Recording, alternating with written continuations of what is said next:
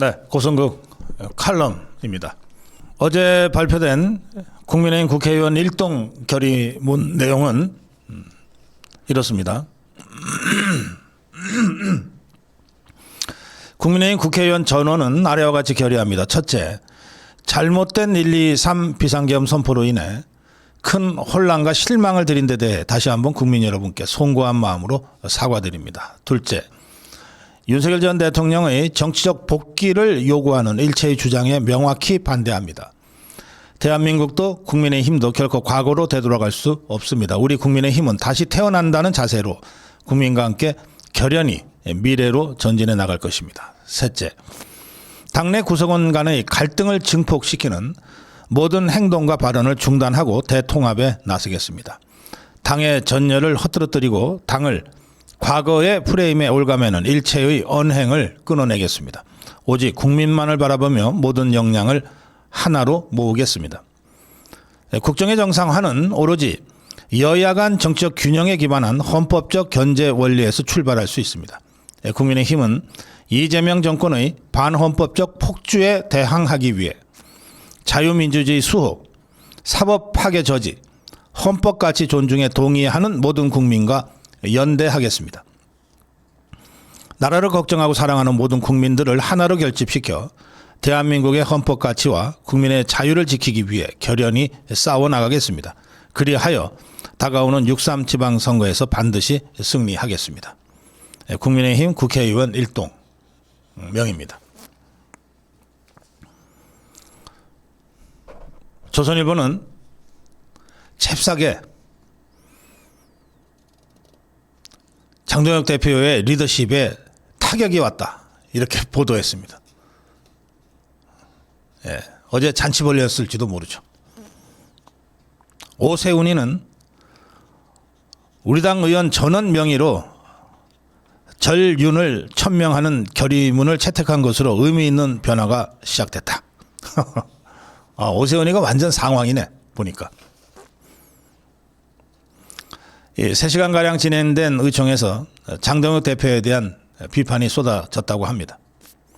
장동혁 대표는 의총에 참석해서 거의 내내 자리를 지켰지만 발언은 한마디도 하지 않았습니다. 비공개 회의로 전환되자마자 조경태부터 나서서 다선 의원 대다수가 장동혁 대표를 비난했습니다. 김도읍이는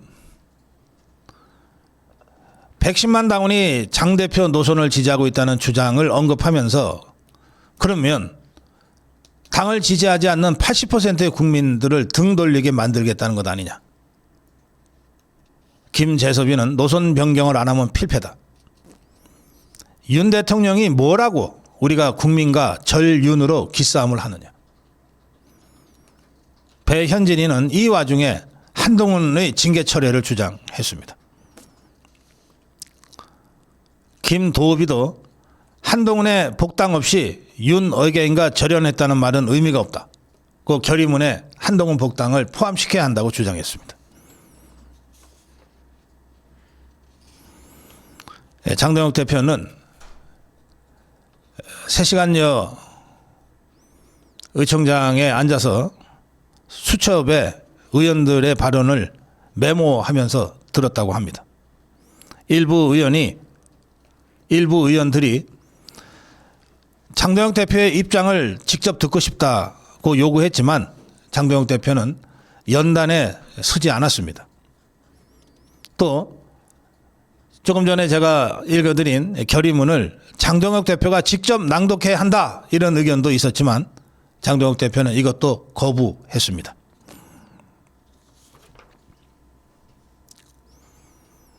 이런 상황에서 조선일보는 장동혁 대표의 리더십에 타격이 가해졌다고 하면서 이렇게 자신의 노선이 의원들에게 부정당한 상황에서 장동혁 대표가 대표직은 유지할 수 있겠는가, 또 대표직을 유지하더라도 선거 유세 전면에 나설 수 있겠느냐, 이런 반응들이 있다고 마지막까지 장동혁 대표를 끌어내리고 있습니다. 장동혁 대표는 결의문 낭독 자리 각자 의총장 제자리에서 일어서서 했습니다. 송원석이 낭독을 했는데 장동혁 대표도 맨 앞좌석에 앉아 있다가 같이 일어섰어요. 그러나 결의문을 직접 낭독하라는 일부 의원들의 겁박에 굴하지 않고 거부했습니다. 박성훈 수석 대변인은 장동혁 대표는 의원들의 총의를 존중한다는 입장이다. 그 이상도 그 이하도 아니다 이거죠. 또 송원석은 결의문 낭독 후에 백브리핑에서 장동혁 대표를 비롯해 참석한 모든 의원들이 동의하는 결의안을 만들었다. 수정을 하느라고 시간이 많이 걸렸다. 진통이 많았다는 뜻입니다. 또 오늘은 의원들의 여러 가지 견해를 장동혁 대표가 충분히 경청하는 시간이었다. 결의안 만들 때까지 장동혁 대표가 다른 일정이 많았는데도 대부분의 시간을 의원들과 함께 했다. 그러면서 송원석은 이렇게 설명했습니다.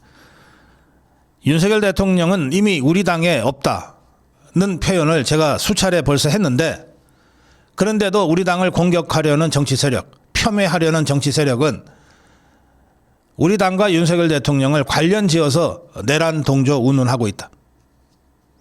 그래서 의원들의 총의를 얻어서 윤석열 대통령과 우리 당은 관련이 없고 윤석열 대통령의 정치적 복귀를 원하는 주장에 대해서는 명확하게 반대하는 의견을 모은 것이다.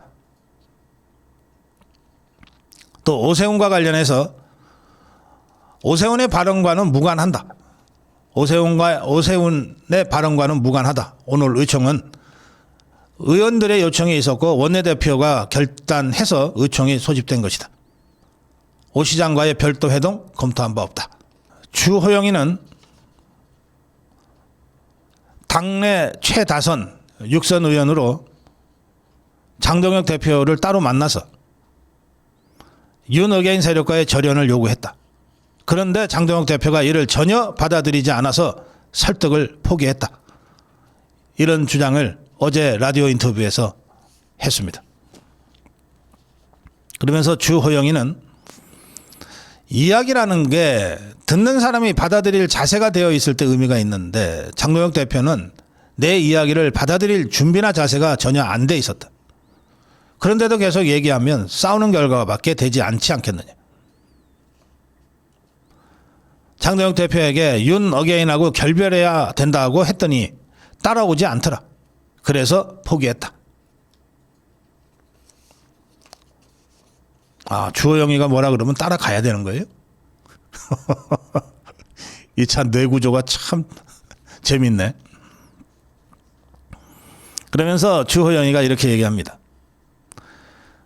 소위 윤 어게인이나 이 적극 지지자를 버려서는 선거에 승산이 없다고 장동혁 대표가 생각하는 것 같다. 그러면서 대부분 사람들이 보기에는 주호영 입장에서 지 주위에 있는 대부분의 사람들이겠죠. 보기에는 적극 지지층, 소위 극우 혹은 윤 어게인을 지지하거나 가까이 가면 중도층이 받아들일 수 없기 때문에 지지층 이탈이 훨씬 더 클 거라고 보고 있는데 그 점에 관한 의견 차이인 것 같다. 조은희는 장동혁 지도부에 한동훈 포비아가 좀 있는 것 같다. 당을 나간 한동훈이가 대구 부산 다니면서 지방선거에 도움이 안 되는 행보를 했는데 대안과 미래도 그 한동훈과 행보를 같이 하지 않겠느냐는 약간의 오해가 있었던 것 같다. 그런데 장동혁 대표와 저희들 대안과 미래와 대화를 통해서 그건 아니다라는 것을 지도부도 인식하신 것 같다. 정말 지그들 마음대로 떠들어대고 있습니다. 정치는 말로 하는 거라고 보통 얘기합니다. 말이라는 수단을 통해서 메시지를 전달하는 게 정치라는 거죠. 그리고 이 말에 관한 한 지금 정치판에 있는 그 어떤 누구보다도 장동혁 대표는 명확한 메시지를 전달할 능력을 갖고 있는 거의 유일한 메신저입니다. 그런 장동혁 대표가 어제 그 수많은 이 다선 중진 의원들이 자신을 공격하고 헐뜯고 비난하고 비하하는데도 단 한마디도 하지 않았습니다. 어제 장동혁 대표는 말이라는 수단으로서 메시지를 낸 것이 아니라 행동으로 메시지를 냈습니다. 제가 조금 전에 전해드린 대로 행동으로 메시지를 냈습니다. 어떤 행동이냐? 입장이 뭐냐 하는 데 대해서 입장 표명 거부를 했어요. 직접 결의문을 읽어달라고 하는 데 대해서도 그걸 거부했습니다. 내가 당대표로서 소속 당 의원들의 얘기를 듣겠지만 내가 니거들 하는 대로 움직이는 꼭두각시 아니다.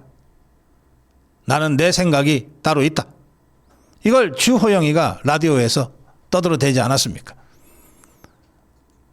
장동혁 대표는 6.3 지방선거에 모든 걸 걸고 있습니다.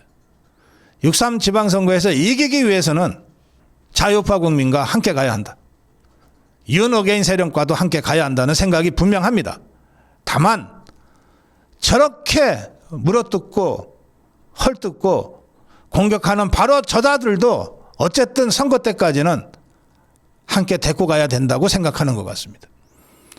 지난번에 당협의 운영을 아주 개판으로 한 37명의 당협위원장들을 추렸다가 6.3 지방선거 후로 그 교체를 늦춘 것도 그렇습니다. 아무리 개판으로 해도 그래도 저것들과 함께 가야 단 한 표라도 더 모을 수 있고 떨어져 나가는 한 표라도 막을 수 있다. 저는 장동혁 대표가 어제 한마디도 하지 않았지만 그 분명한 메시지를 냈다고 생각합니다. 6.3 지방선거를 이기기 위해서는 우리 자유파 국민과 국민의힘의 당원들과 함께 해야 한다. 이게 주류고 메인이다.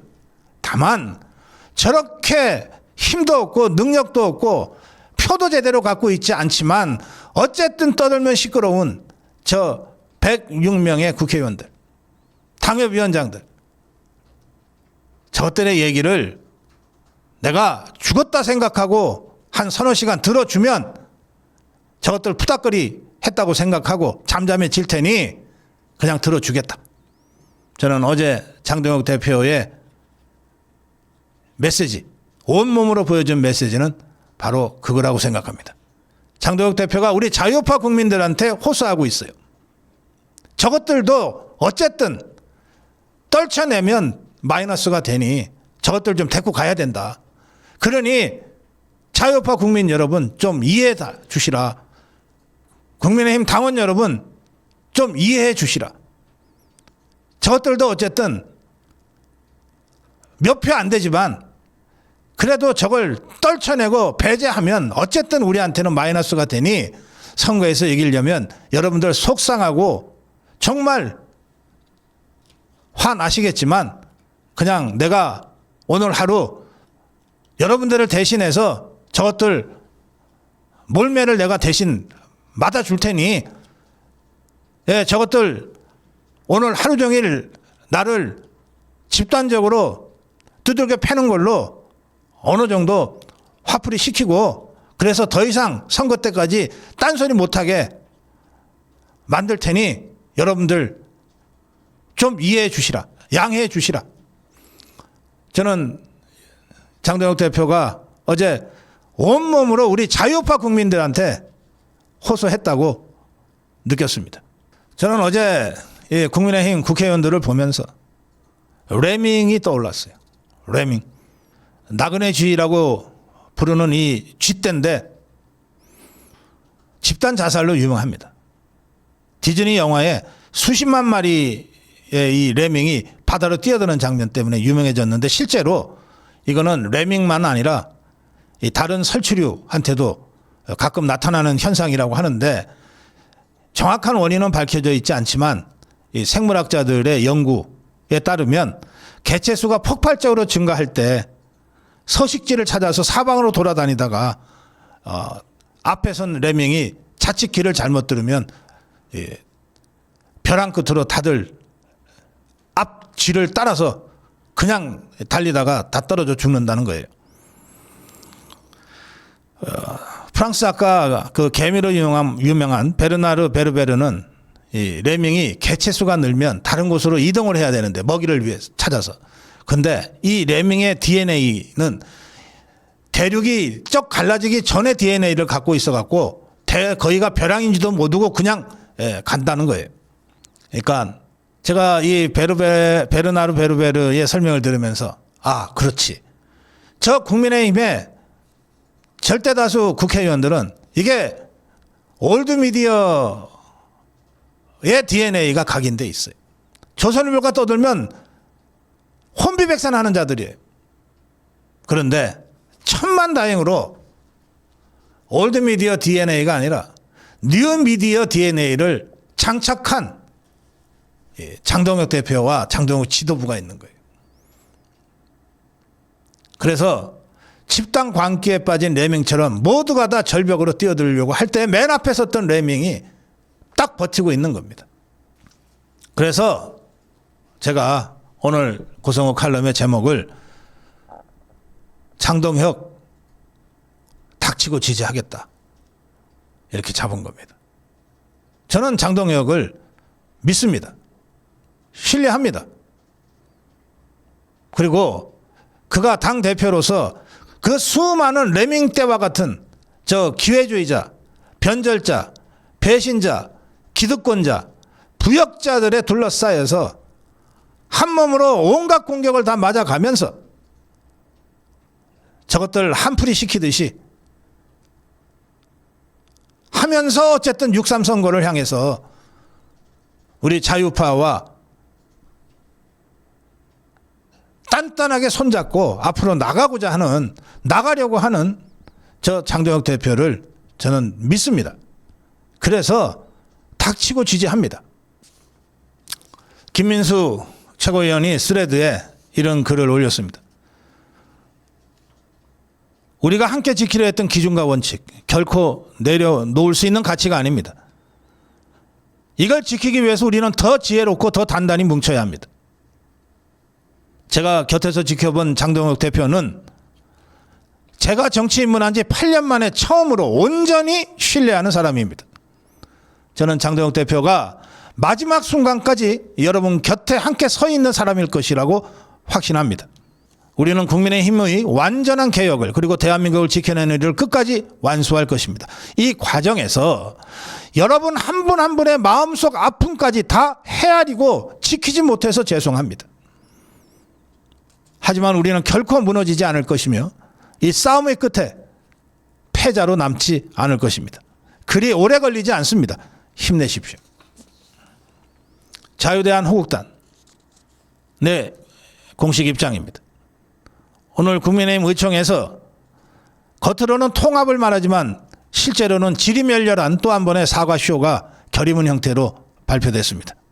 박근혜 대통령 탄핵 때 탄핵에 앞장섰던 김무성이, 유승민이, 이준석이 등이 탄핵에 강을 건너야 보수가 산다는 말을 끊임없이 반복했지만 그들은 결국 평생 배신자라는 정적 꼬리표만 남겼습니다. 지금 장동혁 대표와 몇몇 소수를 제외한 국민의힘 다수가 외치는, 국민의힘 국회의원 다수가 외치는 절윤, 절연도 그와 다르지 않습니다. 근본적인 질문이 남습니다. 윤석열 대통령이 비상계엄이라는 극단적 선택을 하게 되는 과정에서 과연 국민의힘은 책임이 없었는가? 유승민에 이어서 배신자 타이틀을 얻은 한동훈이와 그 부역자들이 먼저 국민에게 사과하는 것이 마땅치 않습니까? 오늘 의총의 결의문 채택은 장동혁 대표와 당원 사이를 이간시키려는 술수로 보입니다. 탄핵에 찬성했던 한동훈 일당들의 잘못을 덮기 위한 치졸하고도 비열한 작태를 또다시 보여줬습니다. 장동혁 체제를 무너뜨리는 것이 목표인 그들에게 가장 거슬리는 존재는 당의 개혁을 원하는 당원들입니다. 결국은 당원들을 찍어 눌러 당원들의 의기를 꺾기 위함입니다. 지금 필요한 대응은 간단합니다. 밖에서 분노만 표출하고 있을 것이 아니라 제도권 안으로 들어가 그 안에서 장동혁 대표와 함께 버티는 것입니다. 당원 가입을 더 늘리고 당원들의 목소리를 더 크게 만드는 것입니다.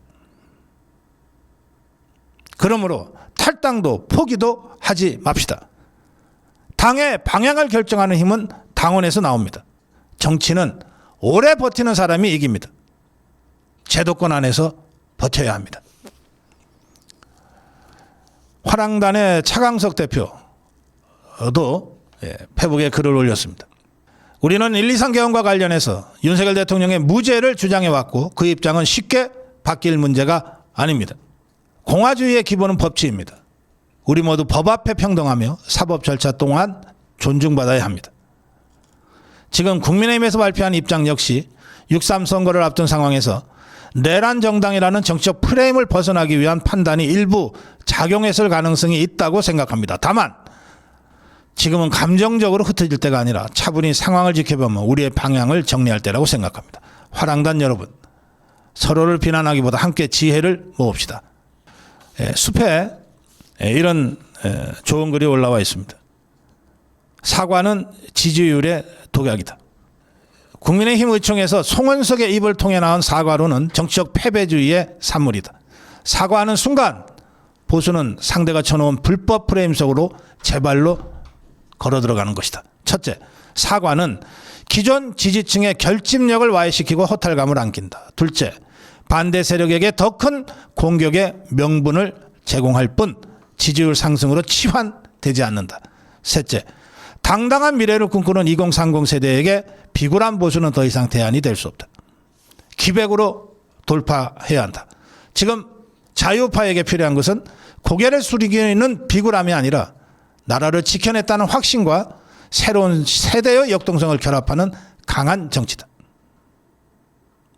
계엄의 결단이 국가의 추락을 막았음을 당당히 선포하고 이를 기반으로 새로운 시대 가치를 설계해야 한다. 논리로 무장하고 기백으로 정면 돌파할 때 지지율은 구걸하지 않아도 자연히 따라오는 전리품이 될 것이다. 오늘 고성호 칼럼, 장동혁을 닥치고 지지한다.